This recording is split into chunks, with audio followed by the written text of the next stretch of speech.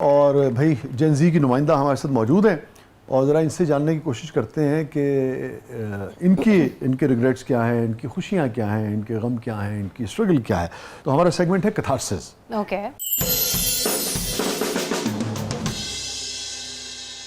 Any regret in life, چھوٹی سی ہو ویسے تو تم، مگر جو بھی اس عمر میں. ہاں میں اسکول میں جب تھی تو آئی تھنک کلاس 3 سے پہلے میں بہت باسی تھی. اوکے. تو شاید میری جو ایج میٹس تھیں اس وقت وہ شاید اتنی کمفرٹیبل نہ فیل کرتی ہوں مجھ سے بات کرتے وقت. اس کے بعد میں چینج ہو گئی تھی. اس کے بعد میں نے ریئلائز کیا تھا کہ ایسے باسینس سے لوگ انکمفرٹیبل ہوتے ہیں اور اس سے آپ اکیلے رہ جاتے ہو. تو پھر میں نے اپنے آپ کو بہت چینج کیا. پھر میں وہ دینا سیکھا لوگوں. ہاں پھر میں نے اسپیس دینا سیکھا اور پھر میں نے اس چیز کو بہت بڑھ چڑھ اس پہ بلکہ ایکچولی دھیان دیا کہ میری وجہ سے میں پھر وہ بچہ بن گئی اسکول میں کہ جس سے کوئی بھی آ کے بات کر سکتا تھا، کہ کوئی بھی کمفرٹیبل فیل کرتا تھا. لیکن اس سے پہلے میں نے شاید کسی کے ساتھ بچپن میں زیادتی کر دی ہو تو مجھے اس چیز کا بہت ریگریٹ ہے کہ میں اس وقت بہت ایک ٹف چائلڈ تھی. اچھا، very interesting. You are too young for this realization نا. یہ خود ایک انٹرسٹنگ بات ہے نا. 6 سال شاید 7 سال کا بچہ جی ہے نا. اور پھر کوئی ایسا خاص انسیڈنٹ تھا، کسی نے سمجھایا، یا 7 سے 3rd سے گریڈ 4 اور 5th میں آتے آتے کہیں ریئلائزیشن ہوئی، یا بچے دور رہنا ہوئے، دوست بعض اوقات الگ ہو جاتے ہیں، دوست بعض اوقات دور دور رہنا چاہیے. کس چیز نے یہ ریئلائزیشن کروائی کہ اچھا بھئی یہ رویہ ٹھیک نہیں ہے اور سب کو مل کے چلنا چاہیے؟ کبھی جس دوست نے کہا ویسے کر لیا، کبھی کسی نے کہا ویسے کر لیا، کبھی اپنی من والی. یہی طریقہ کار ہوتا ہے نا. کیسے یہ ریئلائزیشن؟ مجھے زندگی میں ایک ہی دفعہ اور ایک ہی انسیڈنٹ تھا جس میں بلی ہوئی تھی. اور جب میں بلی ہوئی تھی اسکول میں تو مجھے اس چیز کی ریئلائزیشن ہوئی تھی کہ مجھے ہماری ہیڈ گرل ہوتی تھیں تو میں ان کے پاس گئی تھی اور میں نے ان کو جا کے وہ سارا انسیڈنٹ ایکسپلین کیا تھا. اور پھر انہوں نے جا کے میری جو بلی تھی ان سے بات کی تھی اور انہوں نے پھر اس سے کہا کہ مجھے سوری بولے. تو اس دن میں نے اس چیز کو ریئلائز کیا کہ کیونکہ وہ سب کے ساتھ اتنی اچھی تھیں اور وہ سب کو اسپیس دیتی تھیں تو میرے میں اتنی ہمت ہوئی کہ میں جا کے ان سے بات کر سکوں. اگر وہ ایسی نہ ہوتی تو شاید میں وہ بات کبھی انہیں بتا نہ سکتی اور وہ بلینگ کا سلسلہ وہاں رک نہ پاتا. تو وہ جو ایک انوائرمنٹ انہوں نے اسکول میں کریٹ کیا تھا، ایک کمفرٹیبل انوائرمنٹ اور ایک جو کمفرٹ انہوں نے دے رکھی تھی، اس کمفرٹ نے مجھے ریئلائز کرایا کہ آپ باسی ہو کے علیحدہ رہ کے پراسپر نہیں کر پاتے. واہ، اپنے ارد گرد کے لوگوں کو قریب آنے دینا چاہیے. چلنا پڑتا ہے. بہت اچھا، ویری ویری گڈ، بہت اچھی بات ہے. اور خاص طور پہ ہمارے ساتھ مہمان آتے رہتے ہیں مگر اتنے ینگ جو اور ٹیلنٹڈ لوگ جو ہیں وہ ینگ کم آئے ہوں گے نا. دیکھیں نا، اب آپ کے جو ایشوز ہیں، آپ کی جنریشن کے، آپ کی ایج کے جو مسائل ہیں، یہ بھی ایک پوری 7-8-10 کروڑ لوگ ہوں گے، بچے ہوں گے جو اسے سیکھیں گے. اور اس میں سب سے اہم بات یہ ہے زحا، جو مجھے کہہ لینے دو، کہ یہ جو بات آپ کو 3rd گریڈ میں اور 4th گریڈ میں سمجھ میں آ گئی، یہ بعض اوقات تو 80 سال کی عمر میں بھی لوگوں کو سمجھ نہیں آتی. لوگ اپنی ذات کے گرد گھومتے گھومتے اس دنیا سے چلے جاتے ہیں، لوگوں کو قریب ہی نہیں آنے دیتے نا. تو بہت اچھی بات ہے کہ آپ کو اتنی ارلی ایج میں اس کی ریئلائزیشن ہوئی. کوئی کسی چیز پہ گلٹ رہتا ہے؟ گلٹ نانی کے ساتھ تھوڑا زیادہ ٹائم اسپینڈ کر لیتی. میں ان سے بہت اٹیچ تھی تو مجھے یہ اس چیز کا گلٹ رہتا ہے کہ زیادہ ٹائم ہوتا تو اچھا ہوتا. مطلب گلٹ تو خیر نہیں، ریگریٹ ہی کہہ لے اس کو بھی.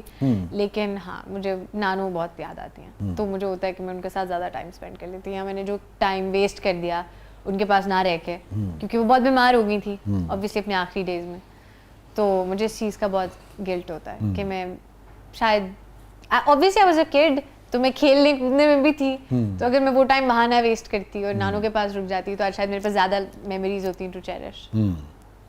کون سی بات نانو کی جیسے کہتے ہیں سب سے زیادہ یاد آتی ہو؟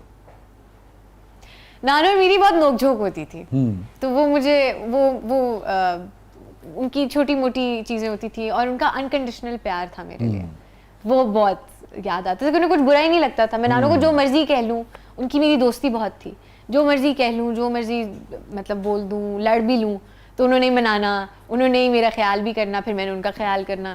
تو وہ بہت اچھی دوستی تھی میری. یہ جو آپ نے بات کی نا کہ کچھ برا نہیں لگتا تھا انہیں، یہ جو ریئلائزیشن ہے بڑا کمال کی ریئلائزیشن ہے آپ کی، اور آبزرویشن بھی ہے، تجربہ بھی ہے آپ کا، مگر بہت سارے لوگوں کو نہیں اندازہ ہوتا.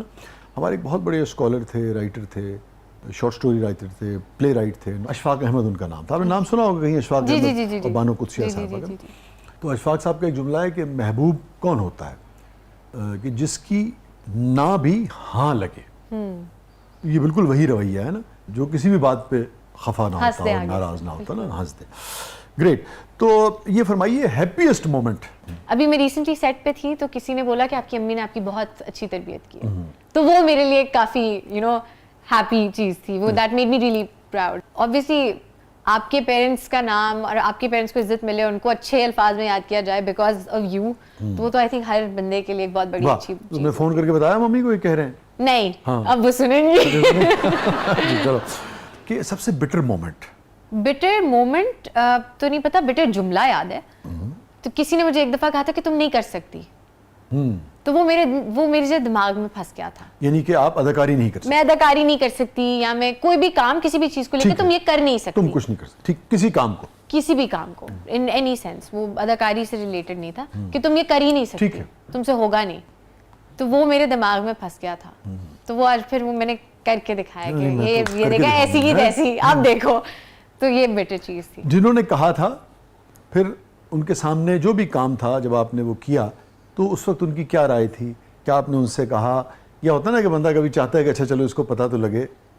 मैं उनके पास वो लेके गई और मैंने उन्हें कहा ये देखें आपने मुझे कहा था ना कि मैं ये नहीं कर सकती, मैंने कर लिया. फिर आइंदा किसी को ये ना कहना कि आपसे होगा नहीं, क्योंकि वो आपको करके दिखा देगा. तो ये मैंने कहा था. और उनका क्या रिएक्शन था? उनका वो शर्मिंदा हो गए थे, वाकई? बहुत शर्मिंदा हो गए थे. वो मुझसे बड़े थे तो वो बहुत शर्मिंदा हो गए थे इस बात को लेके. क्योंकि फिर मैं ऑब्वियसली आप बड़ों से बदतमीजी तो नहीं कर सकते, लेकिन आप जरूर जाके उन्हें ये तो कह सकते हो ना कि ये देखें आपने मुझे कहा था ये नहीं हो सकता, लेकिन ये मैंने कर लिया. ये जो जुमले होते हैं ना, ये मैं सवाल पूछता भी इसीलिए हूँ, ये बाज़ औक़ात बड़ी आपको ना तवानाई देते हैं, बहुत एनर्जी देते हैं ना. बिल्कुल. और शायद आम हालात में आप बहुत सारे काम ना करें, मगर शुक्रिया उन जुमलों का, उन जुमलों लोगों का उनकी मैं वजह से तो कर जाते हैं आप. मैं ऑनेस्टली आपको एक बात बताऊं, मैं कभी कोई बुरी चीज हो तो मैं उसको दिल पे नहीं लगाती, मैं उसको अपनी ड्राइविंग फोर्स बना लेती हूँ. बहुत अच्छी बात की. और ये जो पूछते हैं ना लोग बाज़ औक़ात की पॉजिटिविटी, हम कहते हैं पॉजिटिव हो, तो लोग पूछते हैं जी पॉजिटिविटी क्या है? वो यही पॉजिटिविटी है कि आप नेगेटिव बात से भी, कोई नेगेटिव एक्शन से भी आप एक पॉजिटिव रिएक्शन आउटकम ले आए. बिल्कुल. ज़ोहा तौक़ीर की ये जो मुख्तसर सी ज़िंदगी अभी तक गुजरी है माशाल्लाह, और अब तक का सबसे गमगीन उदास कर देने वाला लम्हा? दो चीज़ें हैं, मेरे वालिद साहब का इंतकाल और मेरी नानी का इंतकाल. अच्छा, वो दोनों बहुत उदास कर देते हैं. जी. अब्बू तो खैर आपके बहुत ही छोटी थी उस वक्त. जी. और नानी जो थी उनका इंतकाल हुआ है तकरीबन अब से 2016 में हुआ. हाँ, 2016 में. तो अब तो 10 साल हो गए. अब से 10 साल हो गए ना. तब भी आप छोटे थे ना बहुत? 8 साल की थी मैं. 8 साल की थी. आखिरी क्या बात हुई थी नानों से आप? मैं उनकी दवाई और इन चीज़ों का ख्याल भी करती थी, तो मेरी जिम्मेदारी लगी हुई थी. तो मैं उनको बस मेरा उनसे आखिरी जो मुकालमा था वो ये था कि मैंने कही थी कि नानो प्लीज़ खा लेना दवाई. वो कही थी कि बेटा मुझे नहीं खानी. वो कही थी मुझे लग रहा है मैं हॉस्पिटल जाऊंगी ना तो मैं वापस नहीं आऊँगी. तो वो सच हो गया कि वो हॉस्पिटल गई और फिर वहाँ से वापस नहीं आई. अल्लाह ताला आपकी नानों को और आपके वालिद साहब को भी जो तो फिरदौस में आला मुकाम अता फरमाए, उनके दर्जात बुलंद फरमाए.